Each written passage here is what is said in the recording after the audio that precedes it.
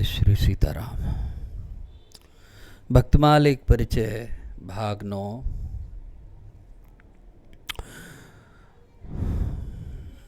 भक्तों के हृदय में भगवान के लिए क्या भाव उठते हैं, वो क्या प्रार्थना करते हैं। अगर इस प्रार्थना को, विभिन्न भक्तों की प्रार्थना को यदि हम समझें तो हमें भी इस बात की समझ आती कि हमें भी भगवान से किन किन कुछ मांगना चाहिए या नहीं मांगना चाहिए, अथवा मांगना चाहिए तो क्या मांगना चाहिए।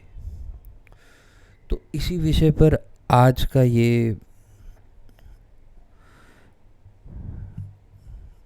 प्रवचन है कि भगवान के प्रति जो भगवत भक्तों ने अपनी प्रार्थना की है, जो स्तुतियाँ की हैं, उनका एक छोटा सा एक संकलन है। सबसे पहले इसमें हम श्री ध्रुव जी की प्रार्थना को लेंगे, जिसमें वे भगवान से अपने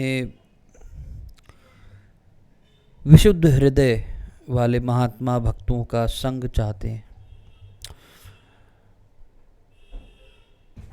और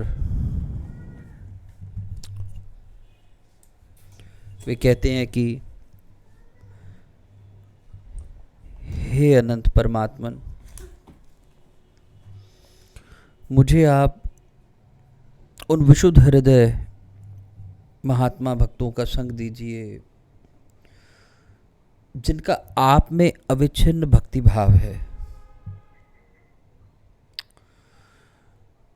उनके संग से मैं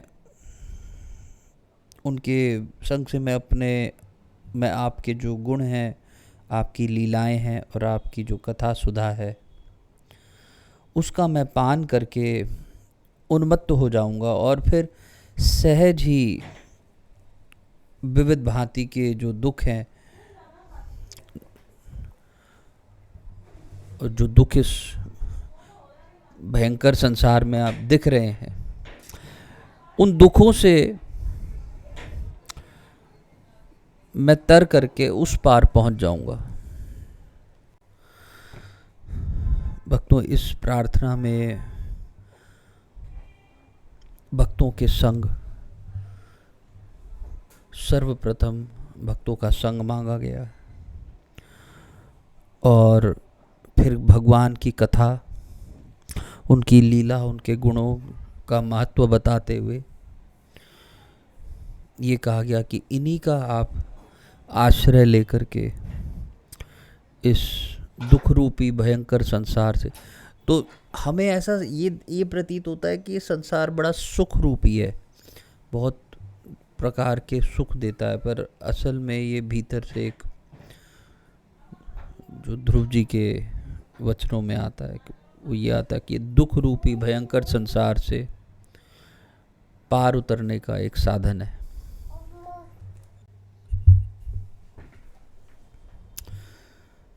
अगली जो प्रार्थना है वह प्रहलाद जी की प्रार्थना है।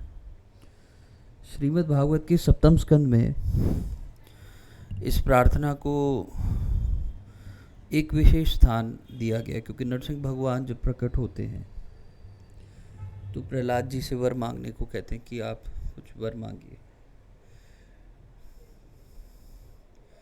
और प्रहलाद जी कुछ वर नहीं मांगते और वो कहते हैं कि वर देने वालों में शिरोमणि मेरे स्वामी।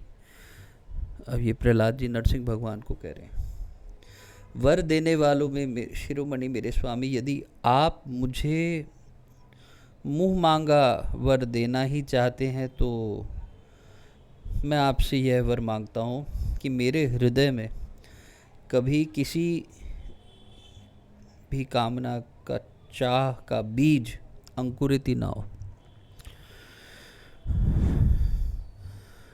भक्तों, निष्कामता यदि सीखनी हो तो प्रहलाद जी की इस प्रार्थना में सीखी जा सकती है कि स्वयं भगवान खड़े हों सामने और कह रहे हो कि आप मांगो, कुछ कामना हो तो मैं उसको सब पूरी करने में समर्थ हूँ। और प्रहलाद जी कहते हैं कि वरी ऐसा दे दीजिए कि कभी कोई कामना अंकुरित ही ना हो। तो ये है निष्कामता की पराकाष्ठा। और हम दिन रात कामना में ही मरे जाते हैं कि ये मिल जाए, वो मिल जाए तो हम निहाल हो जाएंगे। और यहाँ स्वयं भगवान कह रहे हैं कि आप मांगो। प्रहलाद जी कहते हैं कि ये जो कामना का बीज है, मांगने का जो बीज है, यही अंकुरित ना हो, यही तो वर मांगते हैं हम।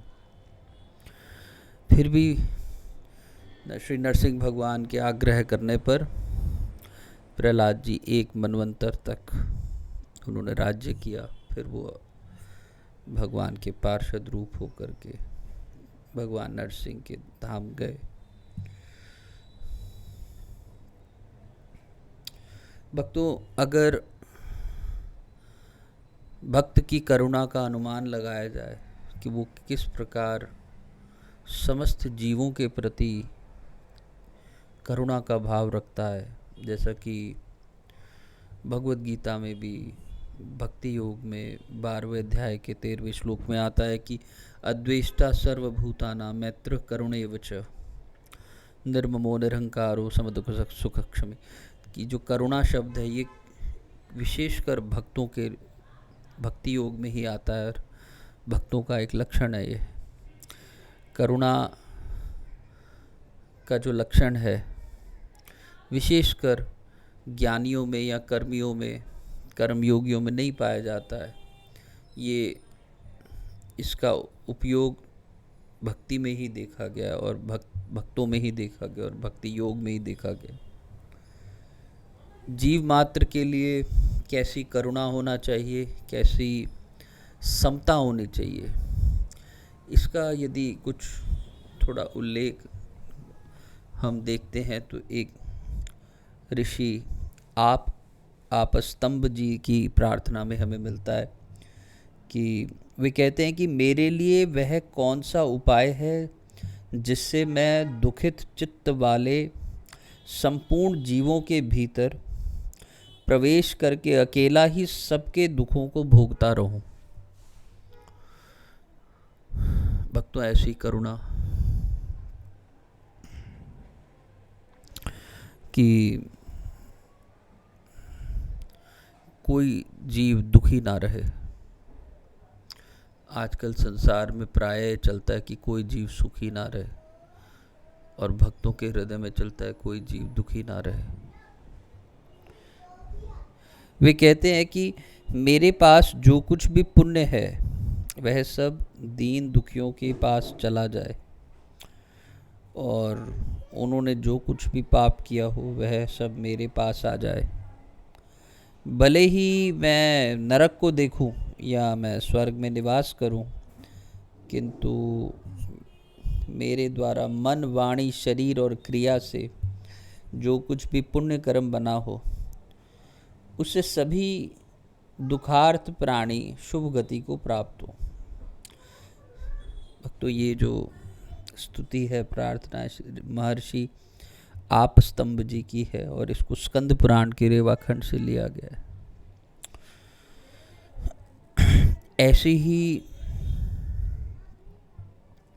दूसरों का दुख भोगने की, दूसरों का दुख हरने की जो इच्छा है, ऐसी ही एक प्रार्थना रंती देव जी की भी है। एक ऋषि रंती देव जी हुए, उन्होंने भी भागवत में इसका उल्लेख आता है कि जहाँ उन्होंने सिद्धियों को ठुकरा करके, मोक्ष को ठुकरा करके दूसरे प्राणियों के दुखों को हृदय लगाया। वो कहते हैं कि मैं भगवान से 8 सिद्धियों से युक्त परम गति और मोक्ष नहीं चाहता। यहाँ मोक्ष को अपुनर्भव कहा गया है, जो श्लोक है कि न न काम ये अहम गतिमीश्वरात् परामष्टद्धि युक्तम पुनर्भवम वा। तो अपुनर्भव यानी कि मोक्ष को कहा गया है कि मैं भगवान से 8 सिद्धियों से युक्त परम गति को नहीं चाहता और ना ही मैं अपुनर्भव चाहता हूँ। अपुनर्भव मतलब मोक्ष भी नहीं चाहता। मैं तो केवल यही चाहता हूँ कि समस्त प्राणियों के हृदय में स्थित होकर उन सबके सारे दुख मैं ही भोगूं, और जिससे फिर किसी भी प्राणी को दुख ना हो और सभी दुख से सदा के लिए छूट जाएं। ये है भगवान के भक्तों के हृदय में उठने वाला भाव, परम निष्काम भाव, निस्वार्थ और त्याग की मूर्ति। ये भाव है, ये स्तुतियां हैं भक्तों की। अगली स्तुति वृत्रासुर जी की है और वे भगवान से कृपा चाहते हैं और यहाँ वो अपने सेवक, भगवान के भक्तों की, भगवान के जो सेवक हैं उनकी सेवा चाहते हैं। हे हरे, आप मुझ पर ऐसी कृपा कीजिए। ये वृत्रासुर की प्रार्थना है। वे कह रहे हैं कि आप मुझ पर ऐसी कृपा कीजिए कि अनन्य भाव से आपके चरण कमलों के आश्रित सेवकों की सेवा। अब यहाँ पर वृत्रासुर जी कह रहे हैं कि आपकी सेवा नहीं, आपके भक्तों की सेवा, आपके भक्तों की सेवा करने का मुझे अगले जन्म में अवसर प्राप्त हो। वृत्रासुर चाह रहे हैं कि मैं अगले जन्म में आपके सेवकों की सेवा करने का अवसर प्राप्त कर सकूं। हे प्राणनाथ, मेरा मन आपके मंगलमय गुणों का स्मरण करता रहे, मेरी वाणी उन्हीं का गान करती रहे और शरीर आपकी ही सेवा में संलग्न रहे। हे सर्व सौभाग्य निधे, मैं आपको छोड़कर न स्वर्ग चाहता हूँ, न ब्रह्मा का पद चाहता हूँ, न संपूर्ण भूमंडल का साम्राज्य चाहता हूँ, न रसातल का एक छत्र राज्य चाहता हूँ और न योगी की सिद्धियाँ ही चाहता हूँ। यहाँ तक कि मैं मोक्ष भी नहीं चाहता, अपुनर्भव भी नहीं चाहता। भक्तों, ये जो भाव हैं वृत्रासुर के, श्रीमद् भागवत के 6 स्कंद में उसके 11वें अध्याय में स्तुति आती है और वे क्या चाह रहे हैं, भगवान के भक्तों की सेवा, और वे क्या ठुकरा रहे हैं, स्वर्ग, ब्रह्मा का पद, भूमंडल का साम्राज्य और रसातल का राज्य, योगी की सिद्धियाँ, और यहाँ तक कि मोक्ष को भी ठुकरा रहे हैं। वे क्या चाह रहे हैं कि मैं सदा सर्वदा, मेरी वाणी आपके गुणों को गाती रहे, उनका मैं स्मरण करता रहूं और गाता रहूं। और किस प्रकार भगवान के प्रति उनकी दृष्टि है वो कुछ वैसी है जिसमें वो आगे कहते हैं कि जैसे पक्षियों के बिना पंख उगे ही बच्चे अपनी माँ की बाट जोते रहते हैं, और जैसे भूखे बछड़े अपनी माँ यानी गाय का दूध पीने के लिए आतुर रहते हैं, और जैसे एक वियोगिनी पत्नी अपने प्रवासी प्रियतम से मिलने के लिए व्याकुल रहती है, वैसे ही है कमल नयन, मेरा मन भी आपके दर्शन के लिए छटपटा रहा है।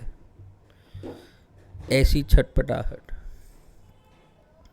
भगवान का दर्शन तो दुर्योधन को भी हुआ था, भगवान का दर्शन तो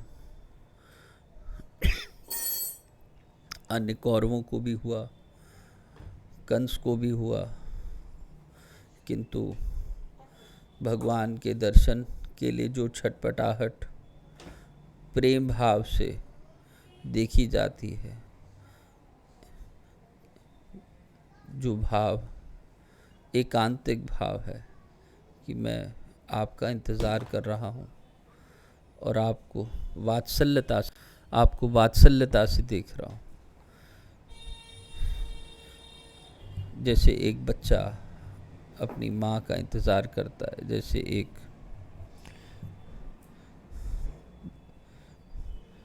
छोटा सा पक्षी अपनी माँ का इंतज़ार करता है,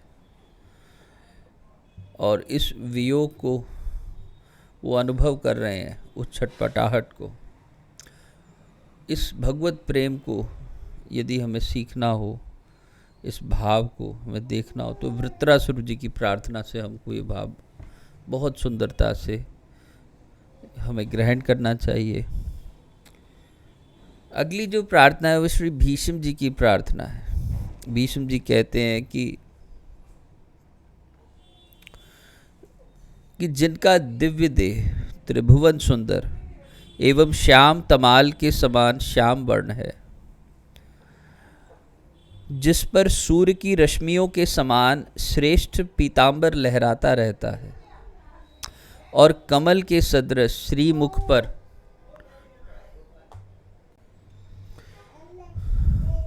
जिस पर सूर्य की रश्मियों के समान श्रेष्ठ पीतांबर लहराता रहता है, और कमल सदृश श्रीमुख पर घुंघराली अलकावली लटकती रहती है, उन अर्जुन के सखा श्री कृष्ण में मेरी निष्कपट रति प्रीति हो। भक्तों, यद्यपि भीष्म पितामह जी तो कौरवों की ओर से लड़ रहे थे, लेकिन उनकी निष्कपटता का भाव इस प्रार्थना में दिखता है कि मैं भगवान के एक स्वरूप को हृदयंगम किए हुए हैं, और उस स्वरूप का वर्णन इस प्रार्थना में वो करते हैं, जिसकी तमाल के समान श्याम वर्ण त्रिभुवन सुंदर सूर्य की रश्मियों के समान श्रेष्ठ पीतांबर लहरा रहा हो, उस स्वरूप का वो वर्णन करते हैं, और उस स्वरूप के प्रति अपनी निष्कपट रीति और प्रीति की वो कामना कर रहे हैं। भक्तों, मोहि छल कपट छिद्र न भावा।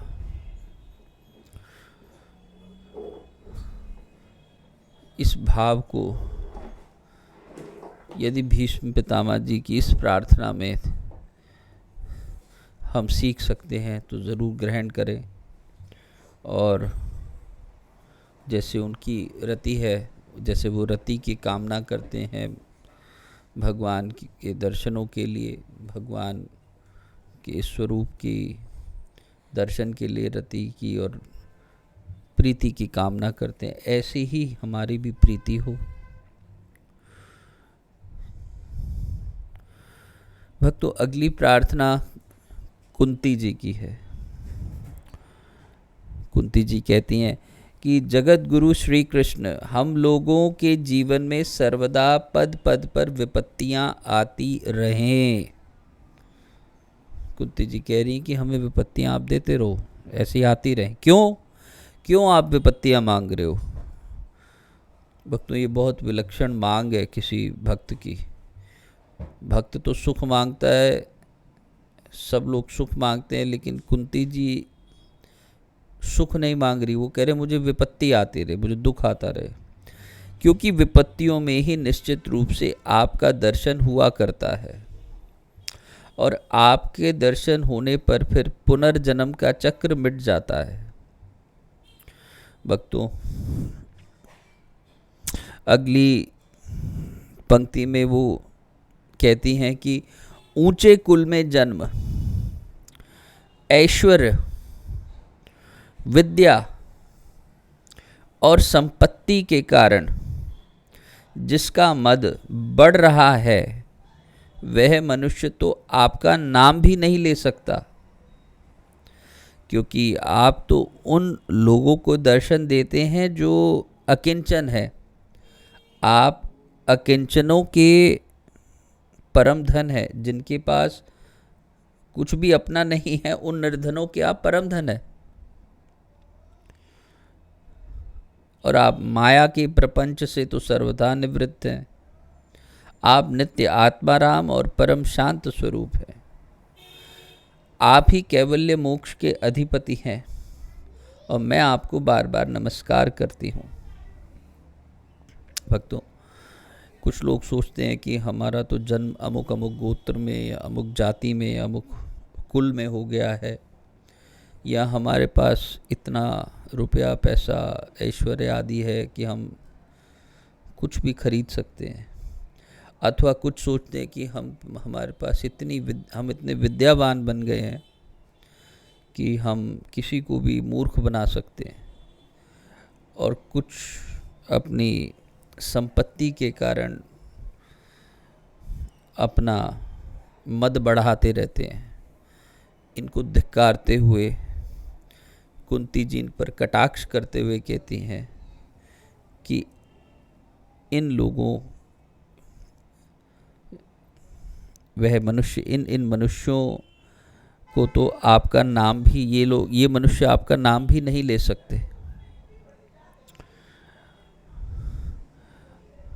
दुर्योधन को मेवा त्याग्यो, साग विदुर घर खाई, सबसे ऊंची प्रेम सगाई।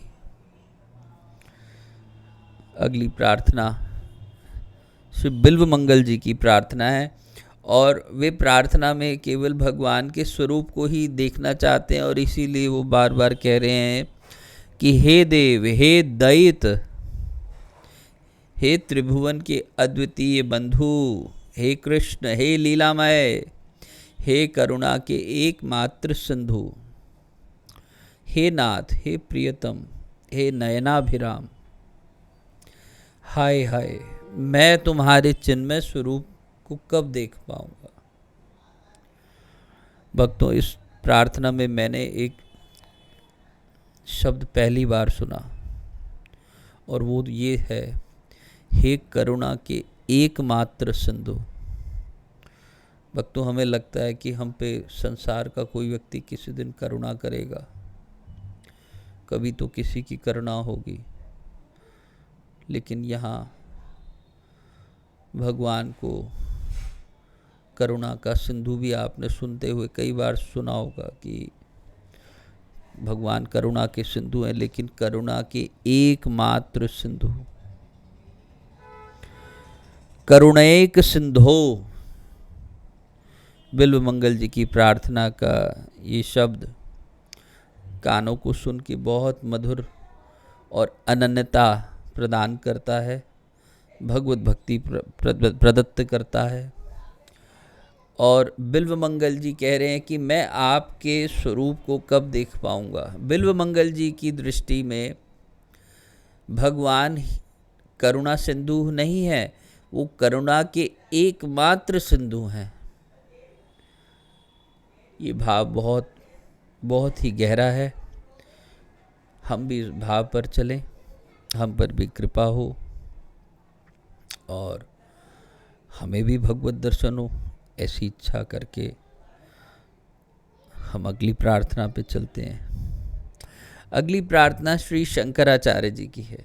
शंकराचार्य जी कह रहे हैं, भगवान, हे भगवान विष्णु, मेरा अविनय दूर कीजिए, मेरे मन का दमन कीजिए और विषयों की मृग तृष्णा को शांत कर दीजिए।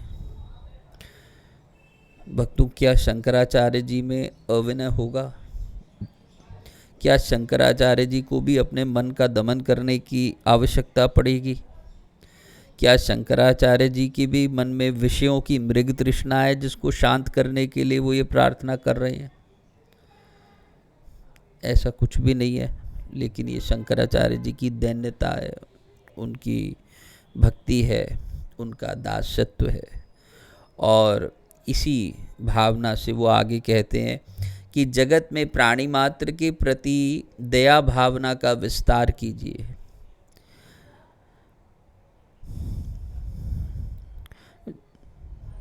और इस संसार सागर से मेरा उद्धार कीजिए।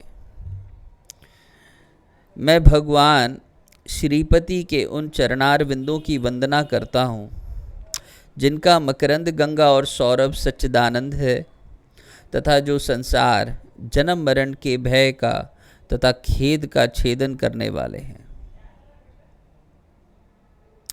भक्तों, यहाँ भगवान को इस संसार के भय का, इस संसार के दुख का छेदन यानी अंत करने वाला कहा गया है।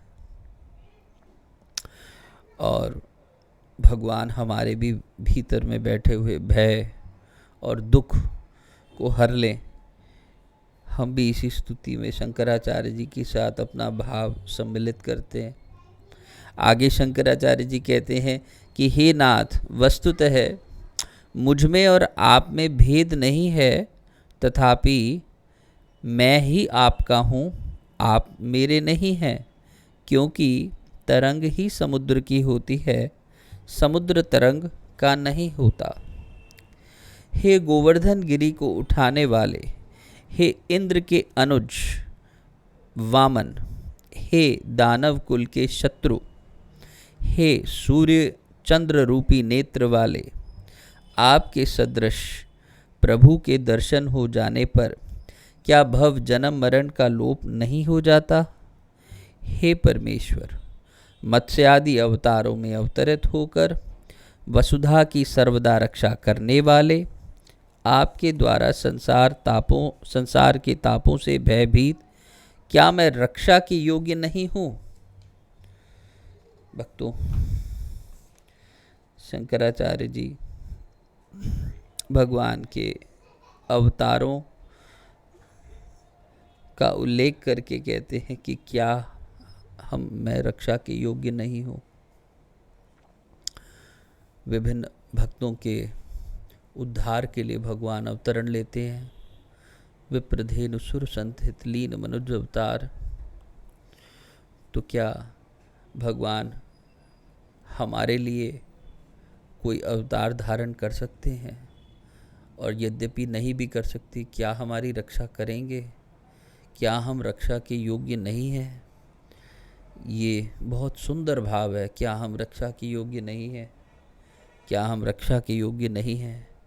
बार बार इस भाव का स्मरण हृदय को सुखद आनंद देने वाला है।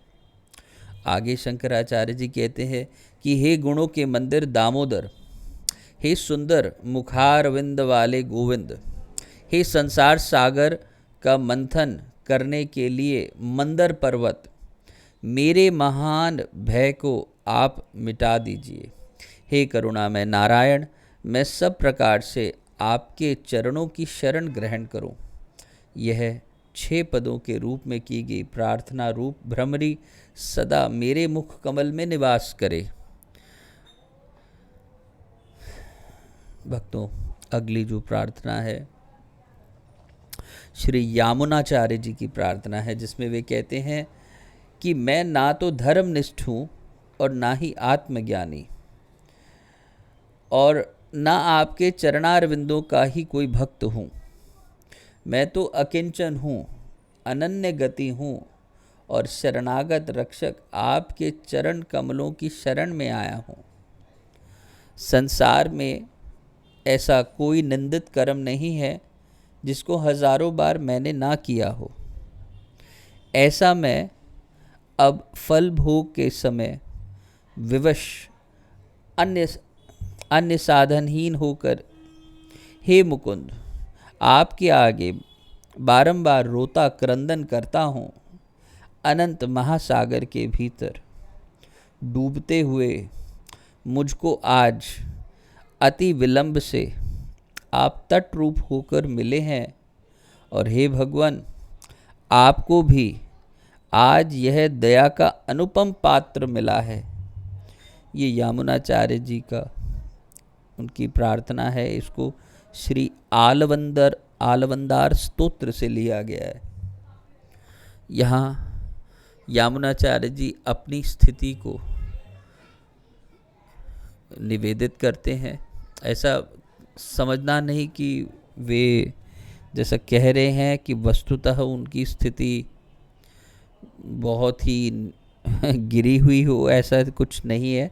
जैसा कि वो कहते हैं कि मैं हज़ारों बार मैंने ऐसा कोई निंदित कर्म नहीं जिसको मैंने हज़ारों बार ना किया हो। शायद वे इस प्रकार से ये कहना चाहते हैं कि इस जीव ने न जाने कितने जन्म लिए और अवश्य ही कोई निंदित कर्म हुआ हो। तो ये प्रार्थनाएं हमारे लिए ताकि हम ये भगवान के चरणों में निवेदन कर सकें, क्योंकि यामुनाचार्य जी जैसे महानुभाव ऐसी गलतियां नहीं करेंगे, लेकिन हम अवश्य ऐसी गलतियां करते हैं। ऐसा कोई निंदित कर्म नहीं जिसको हमने बारंबार ना किया हो, कई बार ना किया हो। और अपने आप को वे कहते हैं कि आपको भी आज यह दया का अनुपम पात्र मिला है। मतलब अब तक आपको दया के अनेक पात्र मिले जिन पे आपने दया की, लेकिन आज कुछ अनुपम ही पात्र है। तो ये बहुत सुंदर भाव यामुनाचार्य जी के। और हृदयंगम करते हुए अगली प्रार्थना श्री निम्बारकाचार्य जी की। निम्बारकाचार्य जी कहते हैं, जो उन्हीं श्याम सुंदर श्री कृष्ण के वामांग में प्रसन्नता पूर्वक विराजमान हो रही हैं, जिनका रूप शील सौभाग्य अपने प्रियतम के सर्वथा अनुरूप है, सहस्र सखियां सदा जिनकी सेवा के लिए उद्यत रहती हैं, उन संपूर्ण अभीष्ट कामनाओं को देने वाली देवी वृषभानुनंदिनी श्री राधा का हम सदा स्मरण करें। भक्तों, बिना राधा जी की कृपा के, सीता जी की कृपा के कभी भी किसी जीव का उद्धार नहीं हो सकता है।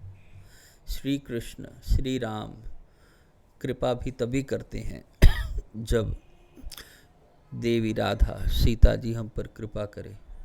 श्री राम जी के एक हाथ धनुष पर है और दूसरा हाथ आशीर्वाद मुद्रा में है। श्री कृष्ण के दोनों हाथ बंसरी पर हैं, किंतु श्री राधा जी के दोनों हाथ केवल कृपा मुद्रा में है। और ये कृपा ये कह रही है, राधा जी मानो ये कह रही हूँ कि एक बार जीव ये चाहे कि मेरा उद्धार कर दो श्री राधा जी, श्री सीता जी, मेरा एक बार भगवती जी के आगे उद्धार करने की इच्छा रख दे तो उसका उद्धार निश्चित है। यद्यपि भगवान उसको ठुकरा दें, लेकिन राधा जी की स्मरण हो, राधा जी की कृपा और आशीर्वाद हो, तो भगवान उस ठुकराए हुए को भी अपना लेते हैं। ऐसा ही एक प्रसंग जब इंद्र के बेटे ने जब कौवे का रूप धारण किया और जयंत नाम से उसका नाम था जयंत, और श्री सीता जी को चोट पहुंचाई, तो राम जी ने जब उसके पीछे ब्रह्मास्त्र फेंका, सब लोगों में दया याचना करता हुआ सुरक्षा मांगता हुआ वो गया, लेकिन उसको कहीं उसकी रक्षा नहीं हुई, कहीं उसको आश्रय नहीं मिला। अंत तो गत्वा वो श्री सीता जी के चरणों में गया और सीता जी ने दया करके राम जी की ओर उसका मुख कर दिया और वह ब्रह्मास्त्र से बच गया, भगवान के क्रोध से बच गया। अगली प्रार्थना श्री चैतन्य देव जी की प्रार्थना है। हे जगदीश, मुझे न धन चाहिए, न जन, न कामिनी, न कविता, कुछ भी नहीं चाहिए, मुक्ति भी नहीं चाहिए। बस जन्म जन्म में मेरी आप ईश्वर में अहेतु की भक्ति हो।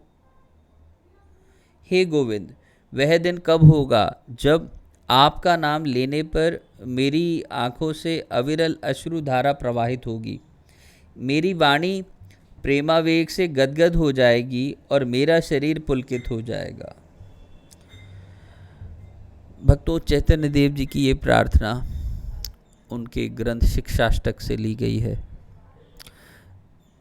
और चैतन्य महाप्रभु जी के पार्षदों ने बहुत ग्रंथों की रचना की, किंतु चैतन्य महाप्रभु ने स्वयं केवल एक शिक्षाष्टक लिखा और उसी शिक्षा के 8 श्लोकों में से ये प्रार्थना ली गई है।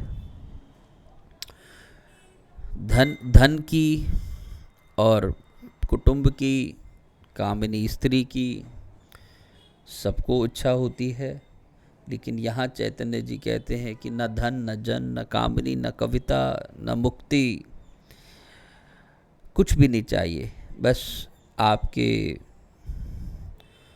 आप में मेरी, भगवान में मेरी अहेतु की भक्ति हो जाए। और वे इंतज़ार करते हैं कि ऐसा किस दिन आएगा जब मैं रोऊंगा, जब आपका नाम मैं लूँगा तो मेरी आँखों से अविरल अश्रुधारा प्रवाहित होगी। यद्यपि चैतन्य महाप्रभु जब कीर्तन करते थे तो अविरल अश्रुधारा बहती ही रहती थी और प्रेम वाणी से और वाणी से, प्रेमावेग से, ऐसा दिन कब आएगा कि मेरी वाणी से, प्रेमावेग से, मेरी वाणी जो है प्रेम से गदगद हो जाएगी, प्रेम की आवेग से गदगद और शरीर पुलकित हो जाएगा। ये एक स्थिति है भक्तों, जब भक्ति में विशेष उन्मत्तता का प्रवेश होता है और शरीर का रोमांचित होना, अविरल अश्रुधारा बहना।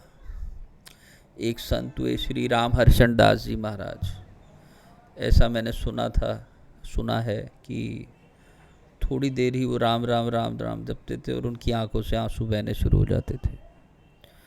राम राम राम राम तो हम भी जपते हैं, क्या हमारी आंखों से भी 2-4 बार राम नाम लेने से आंसू बहने शुरू हो जाते हैं? भक्तों, ये एक परिस्थिति है, एक स्थिति है, ये भक्ति की एक अवस्था है।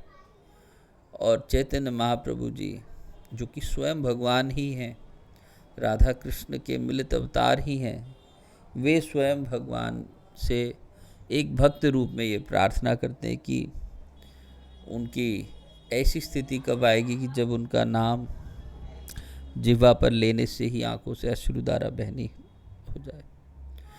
भक्तों,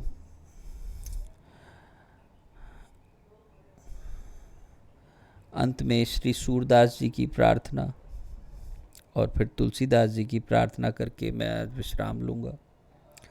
सूरदास जी कहते हैं, तुम तजी और कौन पे जाऊं, काके द्वार जाई सिर नाऊं।